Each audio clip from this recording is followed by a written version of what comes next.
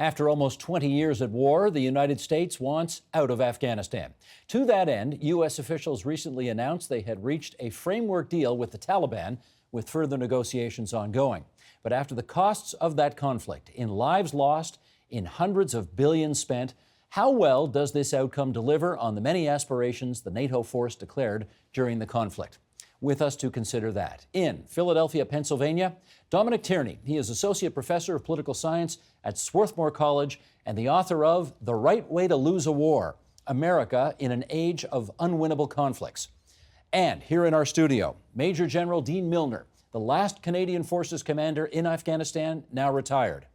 Aisha Ahmad, Assistant Professor of Political Science at the University of Toronto and Director of the Islam and Global Affairs Initiative at the Munk School of Global Affairs and Public Policy. And we've also got longtime foreign correspondent Matthew Fisher. He's here. He's now resident visiting scholar in Defense and Security at the Bill Graham Center for Contemporary International History and Massey College at the U of T. And it's great to have you three in our studio here. Professor Tierney, glad to have you along in Philadelphia, PA. Let's just take a look at this. We're going to start with some background here to get everybody up to scratch. This war, we should remind everybody, started in the days after 9/11, 2001, long time ago. Sheldon, graphic, please. Let's talk about some of the background here. At its peak, the NATO force in Afghanistan was 130,000 strong and hailed from 50 different countries. The most soldiers Canada had deployed at any time was 3,000. Our combat role wrapped up in the year 2011.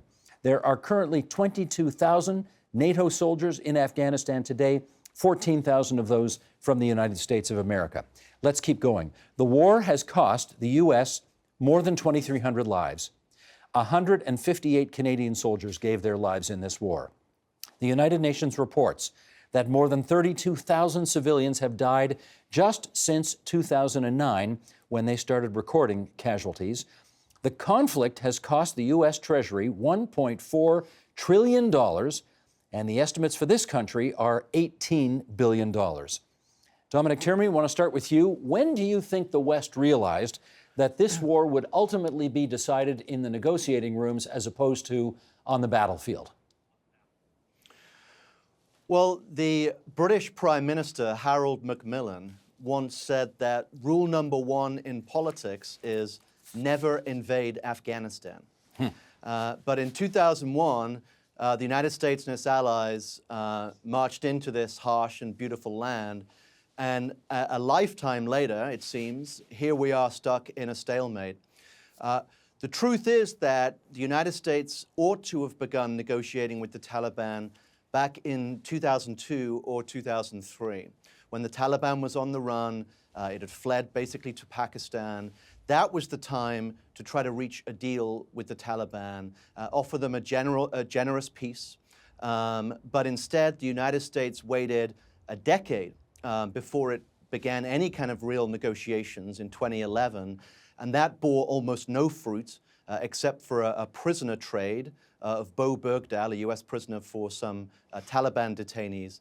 And then here we are, 18 years later, and we are negotiating really from a position of weakness. Negotiating, Matthew, I wonder in your view, since you've covered this war since the outset, because the U.S. cannot win militarily? Is that the verdict? Well, it is a stalemate right now. And what the U.S., I think, is trying to do is what they've done in the Middle East. They are going to keep aircraft in the region. And when things don't go their way, I think they're going to use aircraft. Already we see this in the last 2 or 3 years. And they've decided that short of sending another 100 or 200,000 troops back, which is totally politically unacceptable to every party in the United States, that this is the only option. But I don't think it means the end of the war, but it will be a war fought increasingly from the air. It already is happening that way. More on that later. Do you think the Trump administration is taking the right approach here? Well, the fact is that all of these types of conflicts are at some point going to end in a political resolution. But what's really gut-wrenching about this particular attempt at a negotiation framework is it is the exact basic negotiating framework that you could have gotten in 2002. A promise for the Taliban to not allow terrorists into their controlled territories in exchange for the withdrawal of American troops. That is like the most bottom of the barrel, basic type of negotiated settlement that many people have actually said is essentially conceding defeat. But you say that, you know, politically these things are almost always negotiated. I mean, World War I and World War II were unconditional surrenders. That's what everybody was looking for here. But you know what? This isn't that kind of fight. It's an insurgency. And in fact, Dominique raised a very important point about how that negotiation could have happened early on in the war when the Taliban were on their heels. But in this case, it's not even a situation of stalemate because the insurgency doesn't have to win. It just has to not lose and ride it out for a longer period of time. And so the framework for understanding how these actors fight is very different than we would imagine in World War I and World War II. Major General, I don't have to remind you that it was almost 15 years ago that the Chief of Defense Staff at the time, Rick Hillier, described these Taliban as detestable murderers and scumbags. These are the same folks, I gather, that we're now going to be negotiating with? Well, I mean, I think that's the challenge, is that they're an illegitimate force, and there's no doubt that we need to move with negotiations, but they haven't proven to be a force that we can trust. So right now, I think these negotiations really do have to move forward, but it's going to be a long time before I think we can actually feel comfortable that they're going to be a part of making Afghanistan a self-sustaining country that we'd all like to see. Do you think there is a military solution to this problem? It's not yet time for the military to move out. There's no doubt in my mind that the Afghan forces are not yet ready to sustain their country as it is. So their soft forces are becoming stronger. Their police forces slowly but surely, but there's still a lot more work that needs to be done. Their institutions, of which Canada was a big part, are again moving in the right direction, but that takes time. And so I think that there still needs to be more progress supported by military. Let's play a clip here. We're going to go back to the year 2006. President George W. Bush's press secretary was Scott McClellan, and here's what he had to say at the time. Sheldon, if you would. The al-Qaeda leaders and other terrorists are on the run. They're under a lot of pressure. We do not negotiate with terrorists. We put them out of business. The terrorists started this war, and the president made it clear that we will end it at a time and place of our choosing. Aisha, that's pretty categorical. We do not negotiate with terrorists, ever, period, full stop. Is that what's happening now? You know what? This was a political attitude at that time where it was the only possible thing that the administration could say. There was no way that in 2002 there was any political will to say that we're going to negotiate with these kinds of actors. And so I understand why that was said. Now, clearly, this war and other wars around the world, like in northern Mali, for example, there are parallel counterinsurgency and negotiation processes happening, and then there's the identification of who you can and cannot negotiate with. That said, the Taliban have also had, ideas about negotiation, and I think what we can't miss is that the Taliban have been very reluctant, not necessarily to negotiate with the United States, but to negotiate with the Afghan government because, as Major General pointed out very correctly, these are very problematic actors, but so are some of the guys in the Afghan government. And the Taliban's one claim is that, these are war criminals, and the members of the Afghan government, the strongmen of the Northern Alliance who we've worked with, they call them illegitimate. And their standpoint has been, we won't negotiate with war criminals. And so there's a narrative on the Taliban side as well, which creates a huge political problem for this negotiation, because it's not just a negotiation between the United States and the Taliban. There's an entire political infrastructure that's being created, and that's the real sticking point. Let me do a follow-up with Professor Tierney on that. Namely, at what point do we expect the Taliban to be making the pivot from a primarily military organization to a more, I guess, political or diplomatic organization?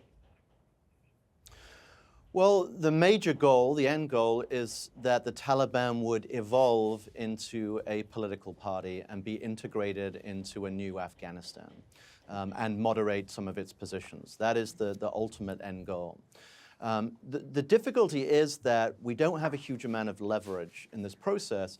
We think of Donald Trump and the Taliban as being kind of mortal adversaries. But the truth is that they are partners in a dance because they both want the same goal. They want American soldiers to leave Afghanistan.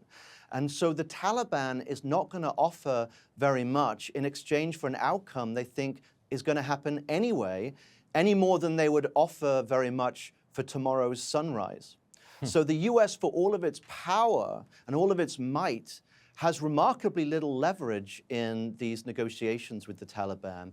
But I would say we have to use the tools we do have available to try to craft a better deal rather than a worse deal. Well, here's, Matthew, essentially the deal. The deal is the United States leaves and the Taliban give their word that they are not going to permit international terrorism to bloom in their midst. What do we think the likelihood of their fulfilling their half of the agreement to be? I'd say close to zero, maybe zero. They've not shown ever before, if you go back before 2001, there was pressure on them many times to talk to other players in the region internationally. They never have.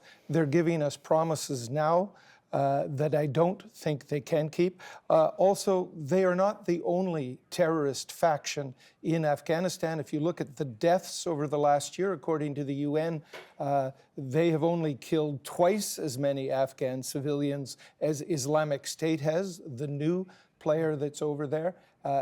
Between them, they still do most of the killing of civilians, although there's also a lot of collateral damage by U.S. bombing. It's still, compared to the others, much less. I don't see them on women's rights, for example.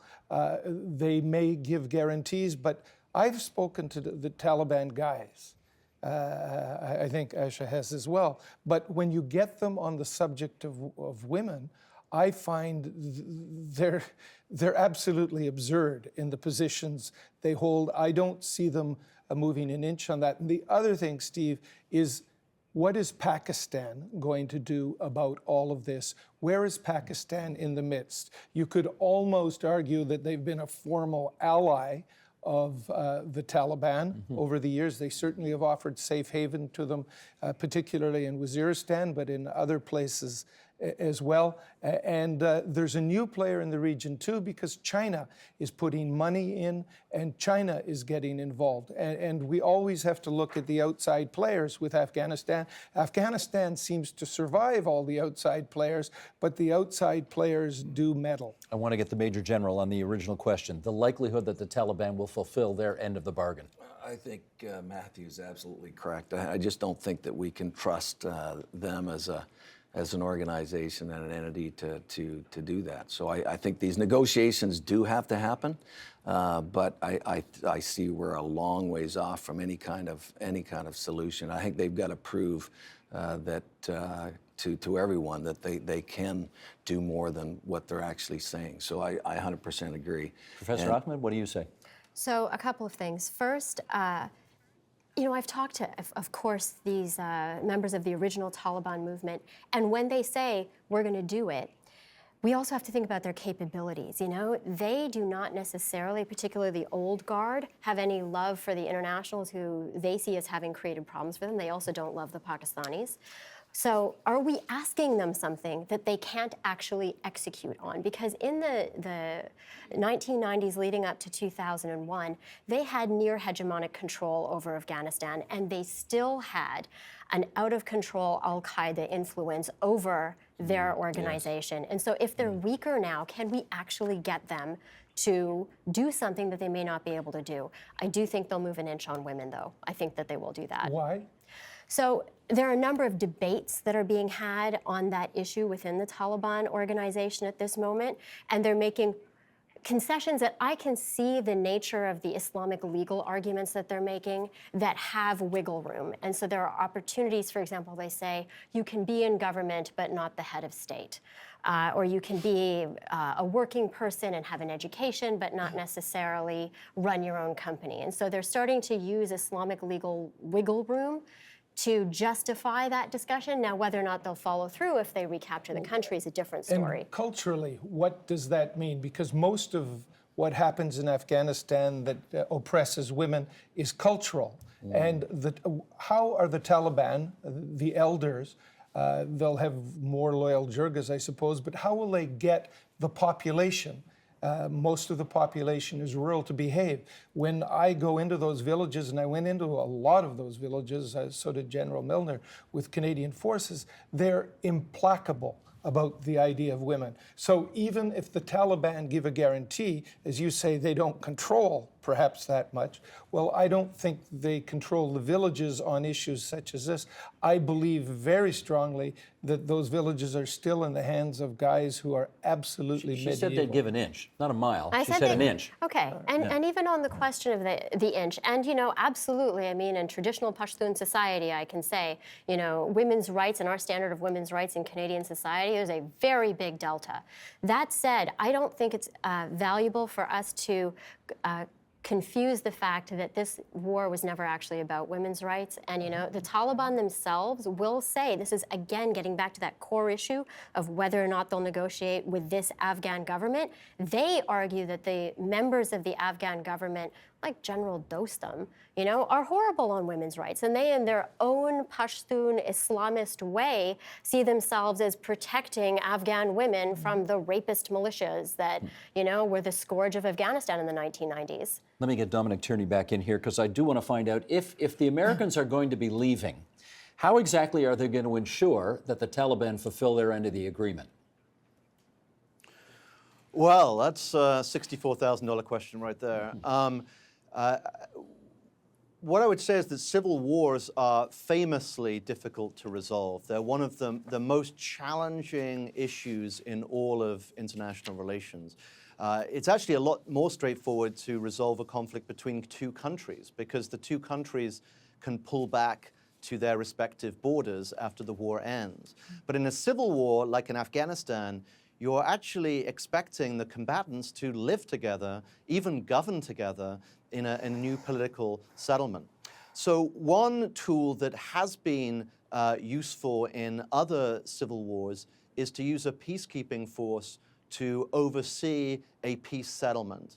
And so I could imagine a situation in which a framework deal is reached and an international peacekeeping force comes in to oversee that, probably from Muslim countries, probably not US forces. General Milner, can you see that? Well, I mean, there is possibilities of that. If we're comfortable that this negotiation, if it's going the right direction, and we can trust the Taliban, and the Afghan forces still need a little bit more support to make sure that there is peace. I could potentially see that down the road. With no Western troops involved, though? Well, that would need to be seen. The UN would have to look at what countries are capable, and obviously Canada is very good at it. We're one of the best at negotiating and working the full spectrum. So you would suggest operations. We should be involved in that? There's potential. I mean, obviously, we spent 13 years there. We sacrificed a lot. We put a lot of effort into that country. It was sad when I actually passed the flag to the ambassador and the military forces came home. So there's still a lot of work to be done. There is potential of that down the road, yes. Matthew, I want you to help us with the history here. We know why the United States went into Afghanistan. They were attacked on 9/11. They saw the perpetrators of that attack being in Afghanistan at the time. Why did we get into that war?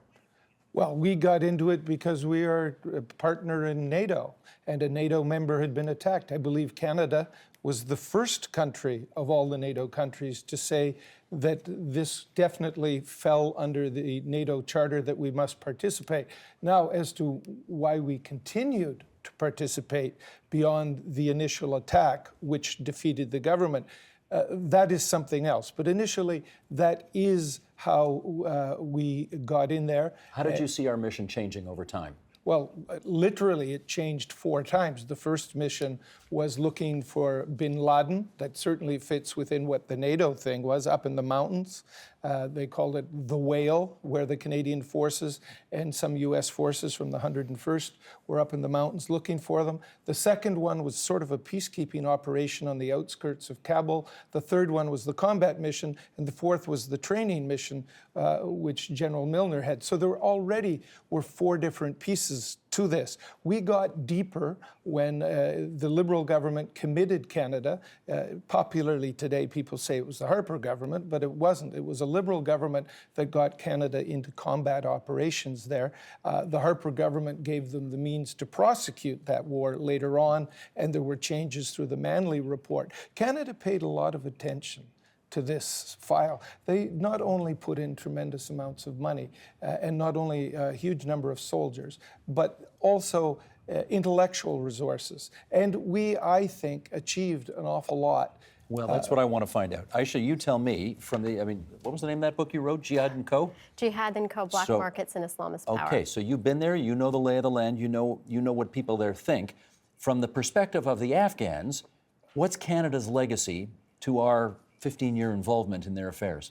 Well, you know, that question itself points to how Afghans might see this entire story very differently than we do. I mean, you said this war started in 2001. It did not start in 2001 for Afghans. It started in the 1970s for Afghans. And so we're looking at 40 plus years. You mean the Soviet invasion with the originally. Soviet invasion, and then, you know, the Americans supporting the Mujahideen, and then the end of the Cold War, and everyone forgot about them, a brutal civil war, the rise of the Taliban, the collapse of the Taliban, and now we, as Canadians, participated in one chapter of a story that is nowhere near over.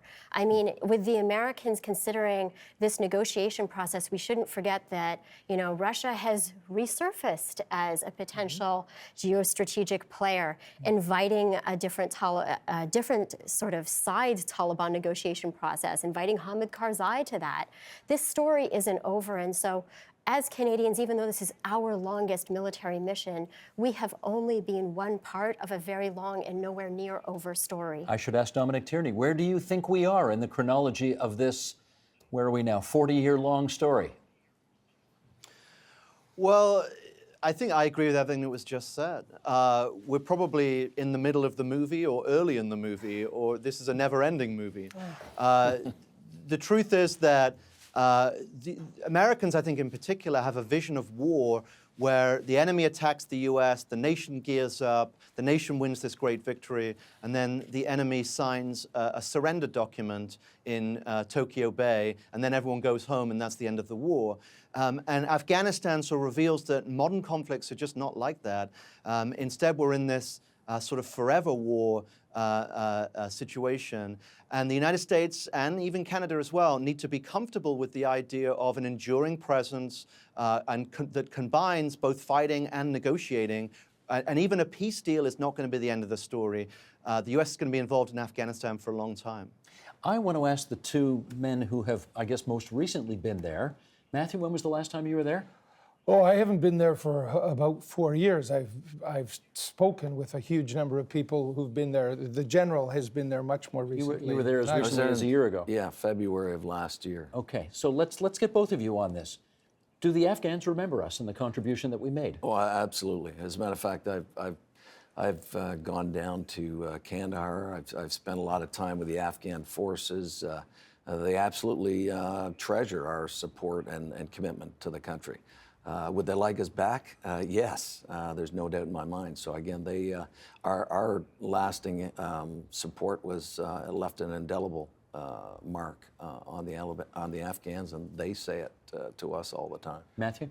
I'm not so sure the general is totally right about that. I think when you speak with officials there, they speak this way. But when I talk to Afghans, and I've met a number of Afghans in Europe very recently who go back and forth to Afghanistan, they often aren't aware even that Canada was in Kandahar, that there's this tendency to look at it all as it was the United States. No other country really kind of registers in their mind. But I do think that Canada did very good work. The Dalai Lama is an example. The the vaccination program, which was a national program, not just for Kandahar, for Afghan kids, I think was hugely successful and helpful. There were also some agricultural programs that were very good in terms of wheat and pomegranate and saffron and things like that. But whether that's worth $18 billion and this many lives,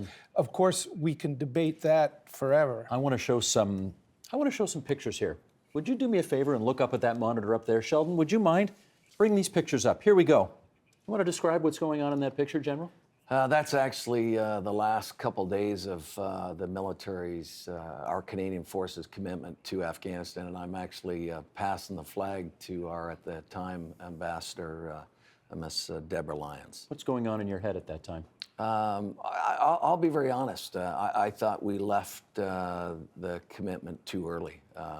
For me, it was like leaving a hockey game early or leaving a championship before you've actually reached the Stanley Cup. We were a big part of the NATO team. I think I'm a passionate officer, and I think that our time with the Afghans, we had put a lot of commitment into building the military institutions, which take a long time. If you look at the Canadian Forces, it's taken us a long time to build up those solid institutions. So we were partially there. We had to hand that commitment to other countries who had other commitments. So it was obviously a difficult day, but Canada decided to go elsewhere. I want to get Dominic Tierney in for this question. You have written a book about so-called unwinnable conflicts, and I wonder what your view is of the quote-unquote, what's the teachable lesson here as it relates to America's engagement in Afghanistan and what it may have learned over the past decade and a half? Well, I think there are many teachable moments, but I would say the most important one is that the United States tends to go to war with a crusading fervor. And it sees the war initially as good versus evil. We're going to take out the bad guys. It's World War II all over again. And in those critical early stages, the U.S. is very reluctant to negotiate with the enemies. They sort of put all the bad guys in one big bucket. And then as the war goes on, it tends to devolve into a quagmire, into a stalemate, into a tough counterinsurgency. And then ultimately, the U.S. just wants to get out. And so this kind of arc from seeing it as a crusade to seeing it as a quagmire is very dangerous. We need to be sort of more pragmatic early on in the conflict and more realistic, but then later on, also not just wash our hands of the conflict and realize that there are still important things worth fighting for. Professor Ahmed, what would you add to that? I would say absolutely. I think everything Dominique said is super important. There are two real considerations. The first is that a rapid withdrawal of any sort is going to not only change the military balance of power, but it's also going to collapse the economy. You know, the Afghan economy has really centered around the international presence, and so a rapid withdrawal of those resources is going to have a very dramatic effect, and that's a big consideration. And the second is that one wild card that we don't spend enough time talking about are those armed groups, not the Taliban, but that have become emboldened over the course of this conflict, that are part of the government or local militias that are now officially in uniform, but that have their own interests and may not be interested in a long-term and sustainable peace that doesn't involve the international community bankrolling them. You want to name some of those groups? Because we should be paying attention, I guess. Well, you know, they're actually, a lot of them are members of the Afghan government who have essentially bought into the government and got governorships and other important roles in the government, knowing that this government is a source of revenue for them. And so if that revenue dries up, then their interests are no longer in that government, but rather in getting their turfs back. A lot of them are warlords. And it's the old traditional style of warlords, but those people never went away during this entire conflict. In some places in the Northwest, in the Southwest especially, they're extremely powerful. We've seen it in Kandahar itself. They had a warlord, somebody who we both met, who ran the place. He was killed a few months ago, but he ran the place. Warlordism remains a problem and will be a huge problem going forward. Do you think that the Taliban, once the Americans have gone, will try to seek retribution, payback, call it what you want, on those who they can? It's not clear to me that the Taliban will be the government going forward. This is a peace deal with them. It's not a deal that necessarily, as I understand it, hands them the government. But of course, there will be some revenge, as there was revenge taken against Taliban members, those that did not find refuge in Pakistan, where people could find. The whole history of Afghanistan is one of tribes and sub-tribes taking things out on each other, and we can't expect that to change at all, I don't think. What do you say, General? Well, I think that we've all learned a lot of lessons, and talking about the Americans, we know why the Americans went in. They needed to go in. Countries like Canada needed to support them because there was an international terrorist organization that needed to go. And I think one of the challenges that we have is that was a country that was not well governed, and it facilitated the breeding of this kind of terrorism. When you go in, quite often we go in with the military first. And what we don't go in fast enough is with the whole of government team. That it needed to happen. So the military went in, but it needs to go in with a balanced team to focus on movement of what we've done there over the last 15 years, 18 years. It's the constitutional rights, trying to help them move towards a capable democracy. And I think right now it's clear that that country is not irreversible. I am not convinced that international terrorism will not flood back into that country. They're still there. There needs to be a military force, but there still needs to be a significant effort from the whole of government team, U.S. and larger. And I should mention that unfortunately they've got some horrible neighbors. Pakistan, Iran. You can't trust Russia as far as you can throw them. They've got all the stand countries. Those countries need to be worked to join the negotiations. This is still going to take a long time. It's going to take still a considerable effort, and unfortunately, it is a marathon. It's not a short run. That ominous prognosis from the General is going to be the last word on our program. Professor Tierney, it's good of you to join us on the line from Philadelphia, PA. We appreciate your involvement in our program tonight. To the three of you here in our studio, my thanks to you as well. Thanks, Steve. Thanks for having us. Thank you. The Agenda with Steve Paikin is brought to you by the Chartered Professional Accountants of Ontario, helping businesses stay on the right side of change with strategic thinking, insightful decisions, and business leadership. Are you on the right side of change? Ask an Ontario CPA.